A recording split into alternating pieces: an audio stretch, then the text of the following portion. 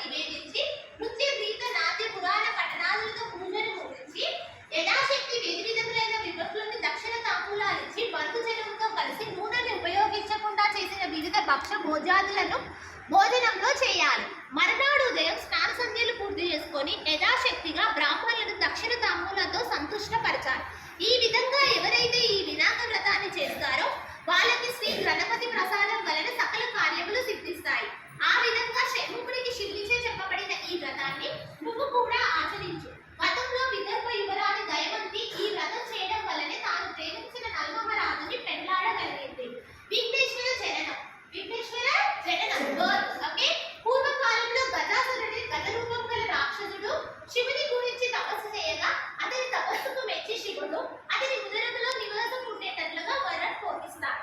కైలాసంలో పార్వతీదేవి శివుని జాడ తెలియగా కంగారు పడుతూ అన్వేషించగా శివుడు గజాసురుని ఉదరమందు ఉన్నాడని తెలుసుకొని శ్రీహరిని ప్రార్థించి ఎలాగైనా శివుని రక్షించి బయటకు తీసుకురమ్మని వేడుకుంది. అంతటా శ్రీహరి శివుని వాహనమైన నందిని చిత్ర విచిత్రములుగా అలంకరించి గంగిరెద్దుల మేళం వారిలుగా వేషం ధరించి గజాసురుని దగ్గరికి వెళ్లి నందిని గంగిరెద్దులుగా ఆడించి మెప్పించి వరము కోరుకునేలా చేశారు.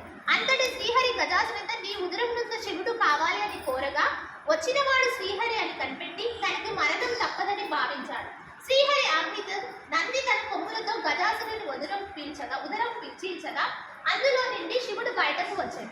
ఇంతట శివుడు గజాసురుని తలకు త్రిలోక ఆధిపత్యం ఇచ్చేదని వరం ఇచ్చి గజాసురుని తలతో కైలాసంకి వెళ్ళాడు. వినాయకోత్పత్తి. కైలాసంలో పార్వతి శివుని రాక గురించి తెలుసుకొని ఎంతో సంతోషించి స్వాగతం చెప్పేదైన స్నాన అలంకారములు ముగించే సమయంలో చేతిలో ఉన్న నలుగు పిండిని నలుపుతూ అతి పరధ్యానంలో ఉండి తన ఒక అందమైన బాలుడి ప్రతిమను చేస్తుంది. ఆ ప్రతిమ అందంగా ఉన్న కారణంగా ప్రాణవర్షణ చేసింది. ఆ బాలుని గుమ్మం ముందు కూర్చోబెట్టి ఎవరిని రోడ్డుకి రానిద్దని తను అలంకరణ పూర్తి చేసుకుని వస్తానని చెప్పి లోపలికి వెళ్ళింది. కొంతసేపటి